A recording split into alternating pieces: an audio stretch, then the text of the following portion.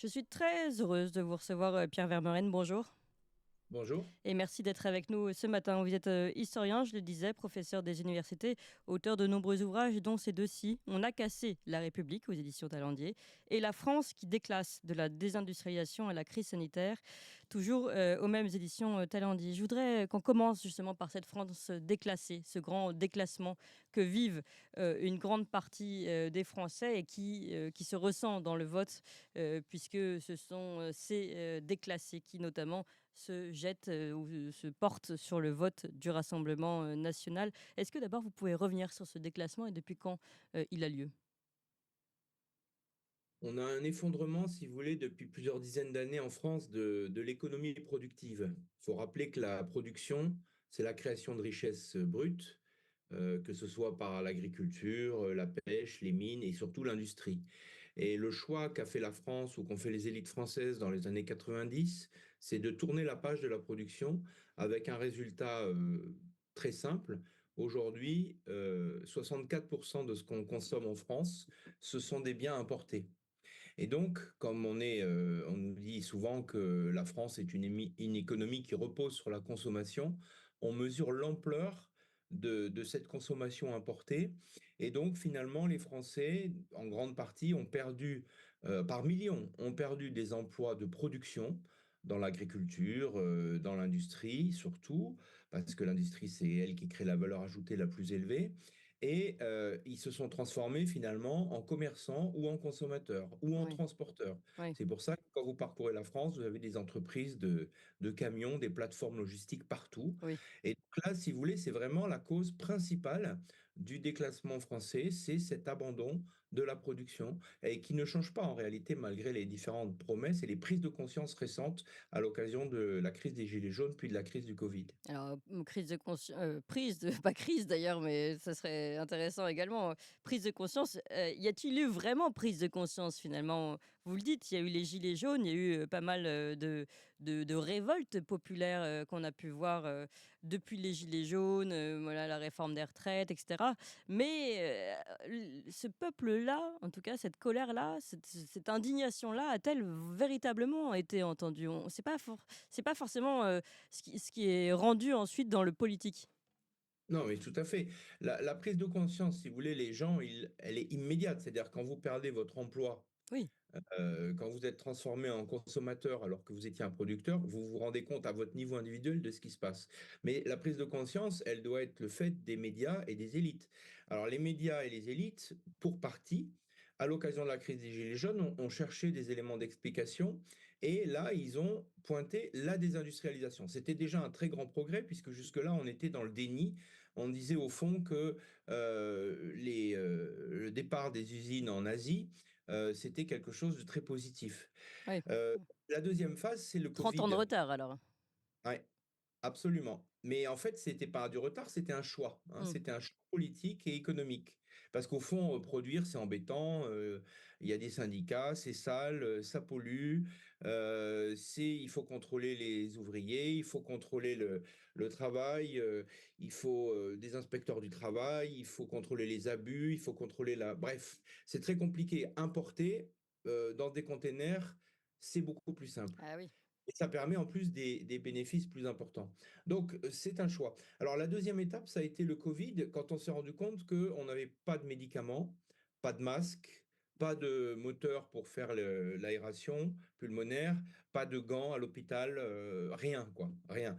Et on a vu depuis que les pénuries dans le domaine du médicament ne cessent de s'amplifier. Mmh. Donc oui, il y a eu une prise de conscience. Est-ce qu'elle a eu des effets? Elle a eu des effets au niveau des discours, puisque même le président de la République, qui n'était pas du tout sur cette ligne lors de sa campagne de 2017, a dit il faut réindustrialiser et il s'honore d'avoir réindustrialisé. Le problème, c'est que pour des raisons très diverses, notamment liées au libéralisme et à la construction européenne, liées à l'agressivité des étrangers, notamment des Chinois, Oui. bien sûr, qui ne veulent pas abandonner leurs exportations, eh bien, on n'y arrive pas. Et même si des nouvelles usines ont été créées en France, autant au moins ont fermé. Et donc, on stagne du point de vue de la production. Oui, je voulais, continuer sur cette, dichotomie entre le peuple qui se sent se déclasser. On va y revenir parce qu'évidemment, il n'y a pas que les ouvriers, il y a aussi maintenant, il n'y a pas que les classes populaires, il y a aussi les classes moyennes qui sont déclassées. Et là, c'est intéressant d'ailleurs, on le voit aussi dans le vote RN qui s'élargit. Donc, je veux absolument qu'on revienne Bon, là-dessus. Mais juste ouais. ce que vous disiez sur la crise Covid notamment, donc une crise de plus, en plus de la crise des Gilets jaunes, on a vu, et là, en effet, il y a encore une dichotomie.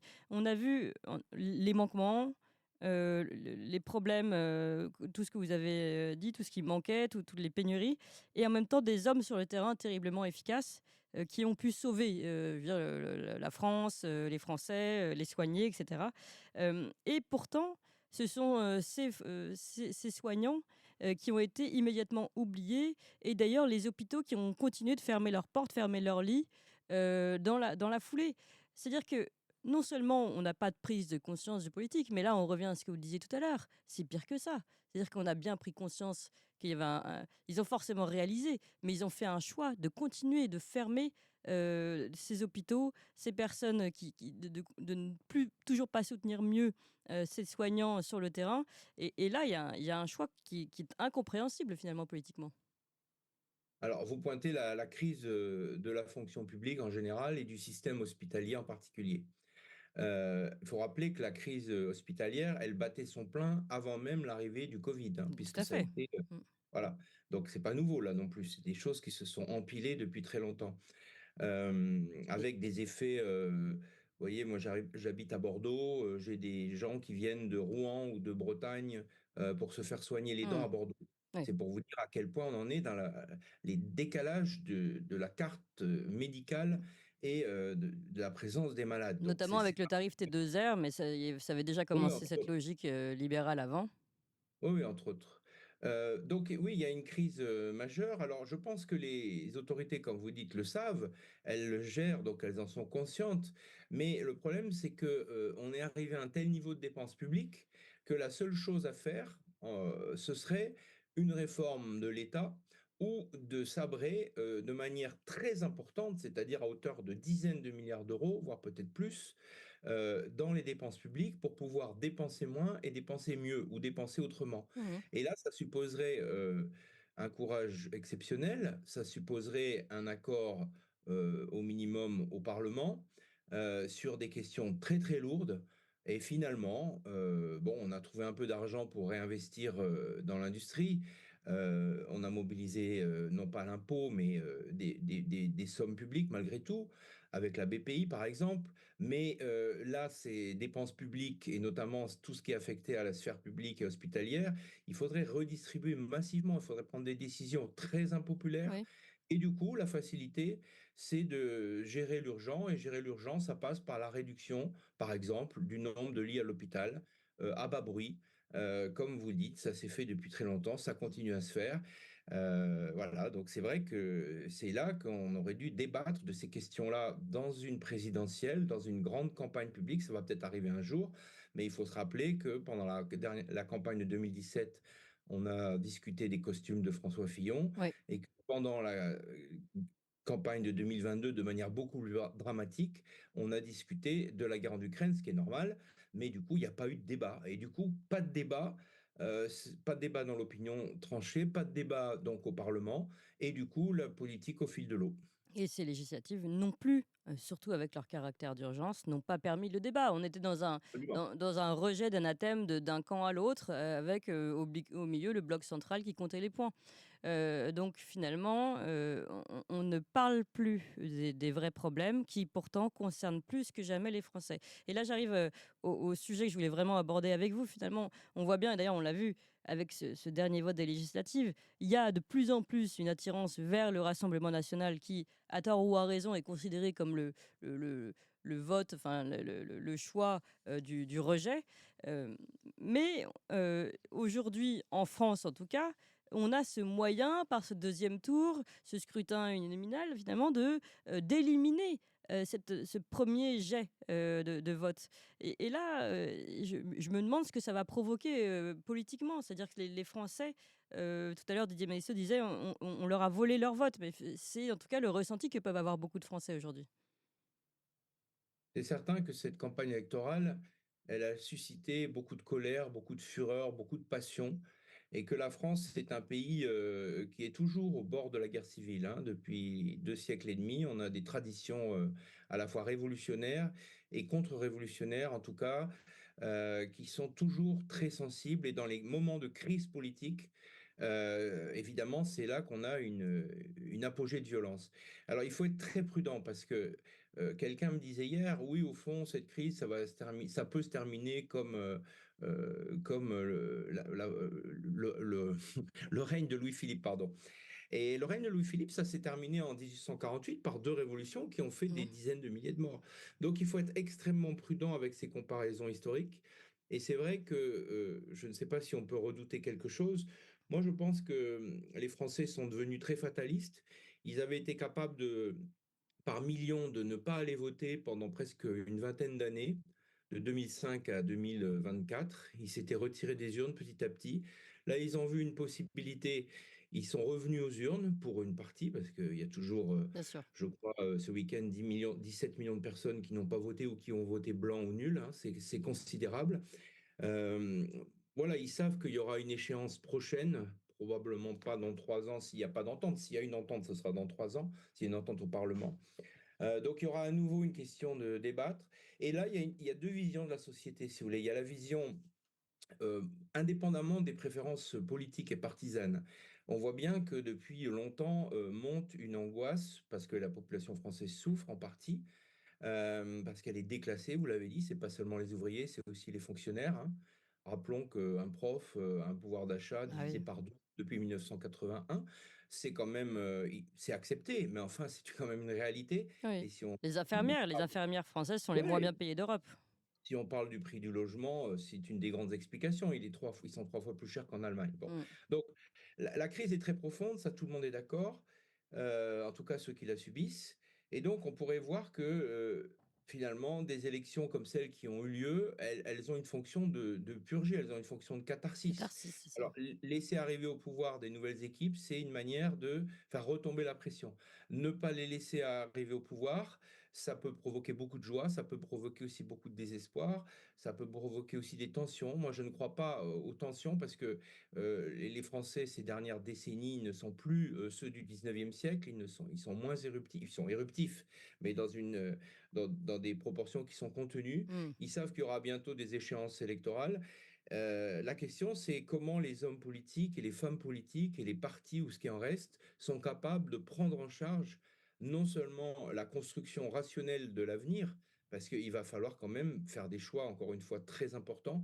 Est-ce qu'ils sont capables, au-delà de la démagogie, quel qu'il soit, de promettre des choses crédibles? Moi, je crois qu'aussi les Français, ils votent ce en quoi ils croient. Alors, bien sûr, François Fillon avait écrit un livre, Les Français veulent la vérité.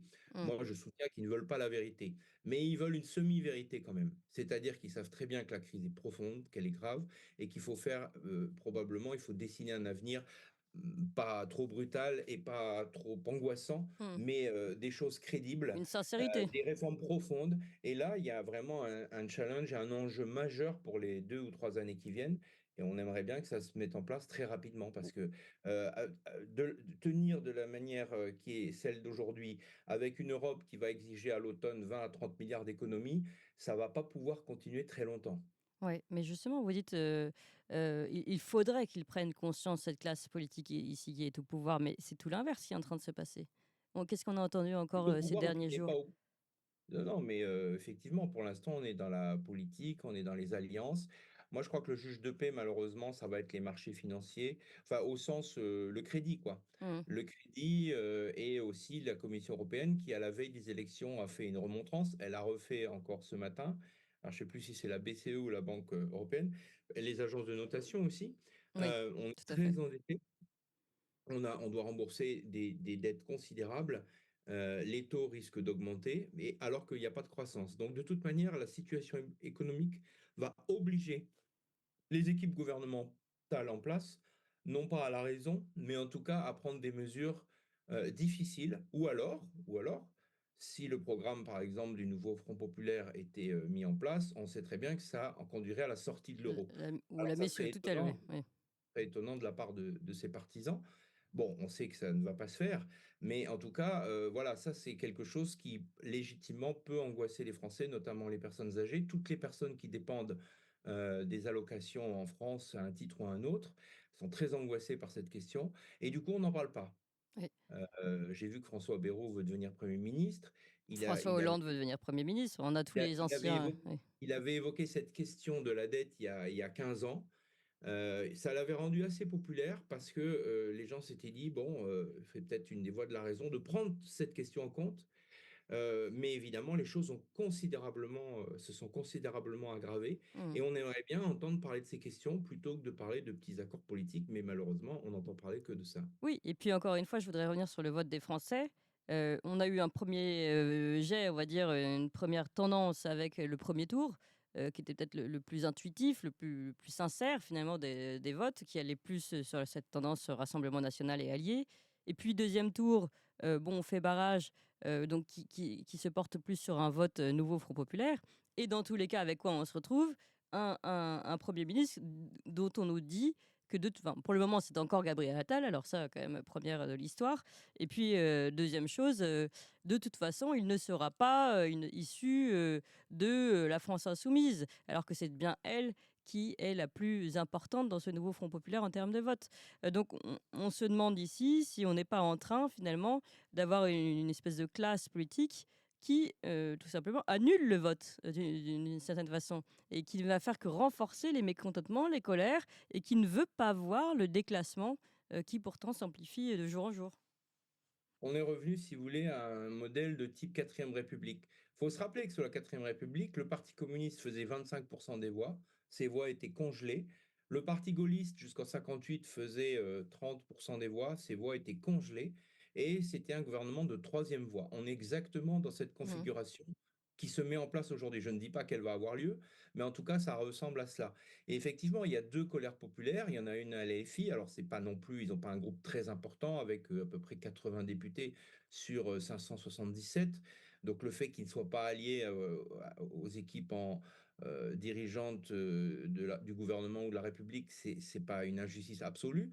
Mais en revanche, voilà, il y a deux groupes qui sont exclus sur les marges, qui sont Mmh. moins importants que sur la quatrième République.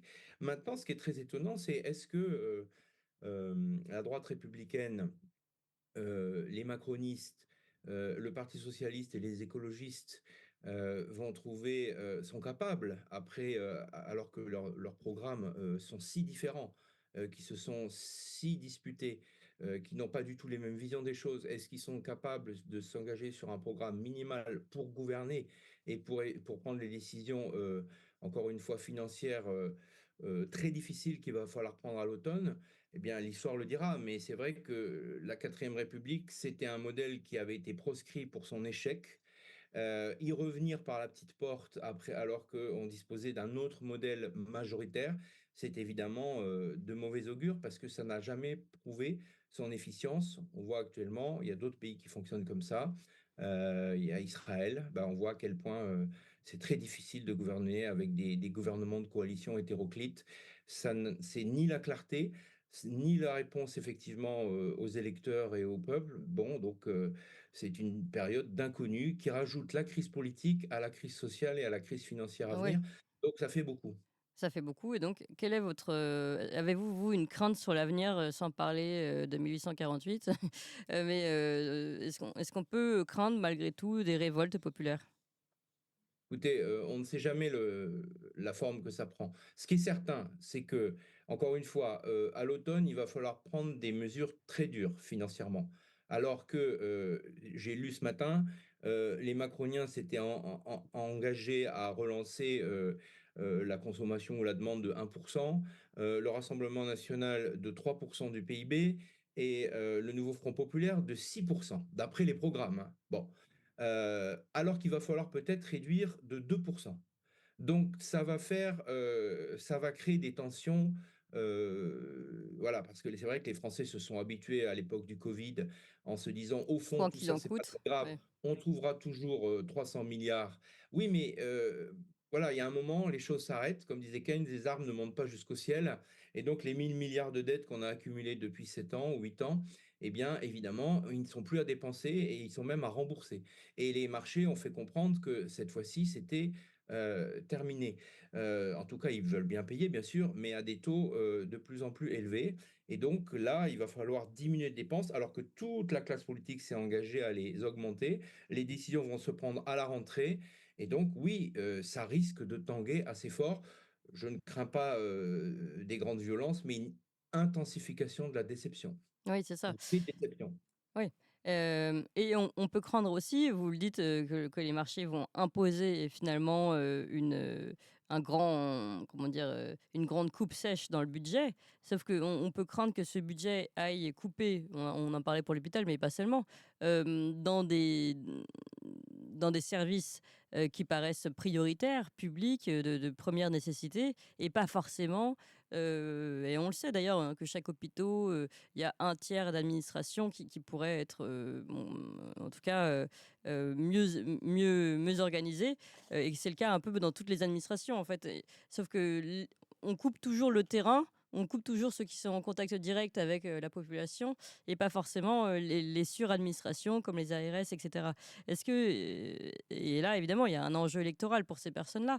Est-ce que vous craignez aussi qu'il y aura, ce problème de coupe mal placée, on va dire? Finalement, c'est toujours Bah, les mêmes qui vont trinquer plus, c'est ça que je voulais oui, dire. parce que la recherche, c'est la moindre visibilité. Donc, vous êtes obligé de vous en prendre à des dépenses, qui ne sont pas anodines, mais qui vont provoquer le moins, de catastrophes possibles, Mmh. le moins de commentaires et le moins de opposition. Alors, donc du coup, oui, ça va retomber, sur des choses qui sont discrètes, qui sont invisibles et qui peuvent être gérées discrètement par les administrations ou par les collectivités locales. Mais ça n'est pas forcément là où il faudrait couper parce qu'on sait très bien qu'il y a énormément de dépenses en France publique. Il y a des associations qui se livrent à des calculs et à la présentation Mmh.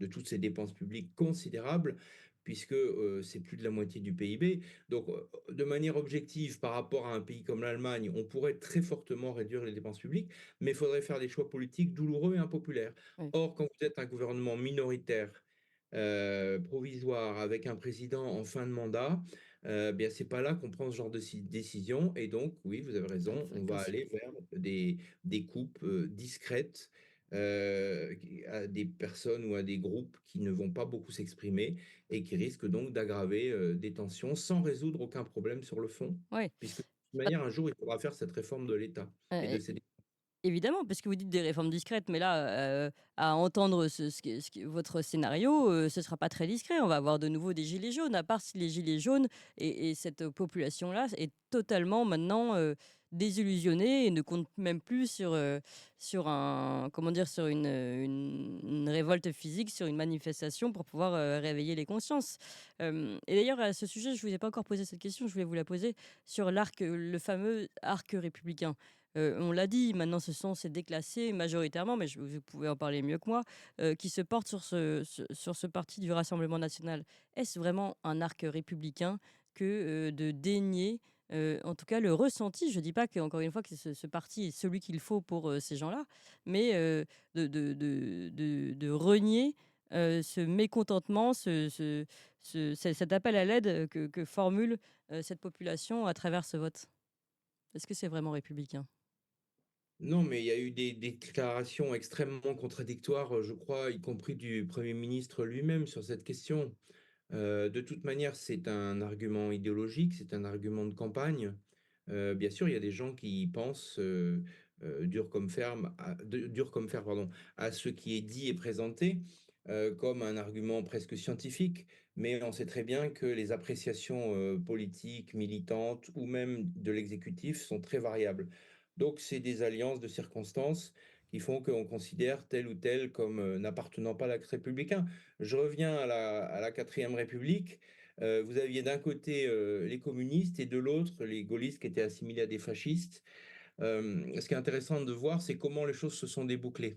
Elles se sont débouclées à l'époque parce que, il y a eu d'abord, l'opération de Gaulle de 1958 qui était tellement fort, enfin ses soutiens étaient tellement forts qu'ils ont fini par absorber la droite. Et dans un deuxième temps, donc c'est le plus fort qui a absorbé le plus gros.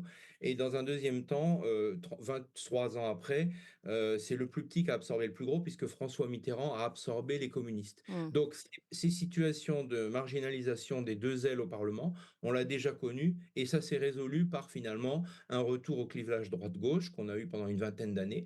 Donc là, on revient à la configuration des marges, mais les marges n'ont pas vocation à rester éternellement des marges. Donc, bien sûr que les partis qui sont au centre, c'est ce qu'on appelait encore une fois la troisième voie, ils ont tendance à criminaliser les autres formations. Mais si vous voulez, ça ne résiste pas dans une démocratie soumise régulièrement à un vote, ça ne résiste pas indéfiniment. Alors vous me direz, bon, le Parti communiste, il a été absorbé, puis il a été détruit, il a été ingéré par le système, c'est vrai, mais parce que c'était aussi un parti qui était allié sur l'Union soviétique, et Oui. puis que l'Union soviétique a disparu. Donc, mais en tout cas, les vœux de l'électorat communiste, comme les vœux de l'électorat gaulliste 20 ans avant, ont été non pas exaucés, mais en tout cas, ils sont arrivés au pouvoir, et la France des années 60, puis la France des années 80 ont répondu donc c'est quelque chose qui arrivera un jour ou l'autre, mais bien sûr, le petit jeu politique constamment, ce que Lionel Jospin lui-même, je crois, appelait le petit théâtre antifasciste. Roland Dumas aussi a eu des propos analogues, il est mort ce Oui, week-end, oui. il avait dit exactement la même chose. Ça fait partie du jeu politique français, ça a toujours été comme ça. Encore une fois, on est un pays très politisé. On est un pays où les tensions politiques sont toujours à vif. Les anathèmes ont toujours été présents, et souvent, le plus souvent sous la forme de la violence. Moi, ce qui m'inquiète beaucoup plus dans cette campagne, parce qu'il y a eu des vraies violences, c'est la résurgence validée de l'antisémitisme, c'est-à-dire un antisémitisme criminel qui a été finalement occulté. Et donc là, il y a des violences, et il faudrait être extrêmement attentif avec les violences quand elles ont lieu, parce que ne pas tenir compte des violences réelles, c'est aussi une manière de préparer des violences nouvelles. Et donc là, il y a un devoir collectif de vigilance qui a fait manifestement défaut, y compris par des partis ou des groupes qui, très légitimement, avaient fait de cette question une question centrale. Et puis tout d'un coup, cette question de l'antisémitisme en acte s'évapore. Mmh. Voilà, donc là, il y a déjà des violences, il faudrait s'intéresser à ça. Ça n'est pas la question que vous m'avez posée, mais vous savez, la violence conduit à la violence, et donc il faut être extrêmement prudent, encore une fois, par rapport à notre histoire, et par rapport à l'ampleur des, des mécontentements et des frustrations qui existent dans ce pays. Oui, donc pour conclure, vous dites attention à ce qui va se passer les prochains mois. Si les politiques ne font pas un peu plus attention à ce vote, à ce sentiment, ce ressentiment de la population française, on peut quand même craindre autre chose que des votes de mécontentement, quoi. On peut craindre de retrouver des populations mécontentes dans la rue. Vous savez, l'histoire enseigne que c'est toujours d'une manière inattendue que s'opèrent Mmh. les règlements politiques. Ça n'est jamais, hein, on disait après les Gilets jaunes, alors ça va recommencer. Ben non, Oui. ça recommence pas, ça recommence sous la forme des agriculteurs, ça recommence sous la forme des grèves, Mmh. ça recommence sous la forme du vote, ça recommence par des insurrections, on le voit actuellement en Nouvelle-Calédonie. Oui. Bon, évidemment, il y a. En même temps, ce qui est très étonnant, c'est que vous avez vu la manière dont les Français ont encaissé le choc de l'inflation. Oui. L'inflation était beaucoup moins forte au moment des Gilets jaunes, dont elle avait été la cause. C'est pour ça qu'il faut être très prudent, parce que l'histoire et les sociétés humaines, c'est pas mécanique. Mais évidemment, à long terme, les ressorts finissent par se décomprimer. Oui. Merci beaucoup Pierre Vermeuren pour cette analyse. Je rappelle, historien, professeur des universités, auteur notamment de On a cassé la République aux éditions Talendier et La France qui déclasse de la désindustrialisation à la crise sanitaire, également aux éditions Talendier. Merci beaucoup Pierre Vermeuren.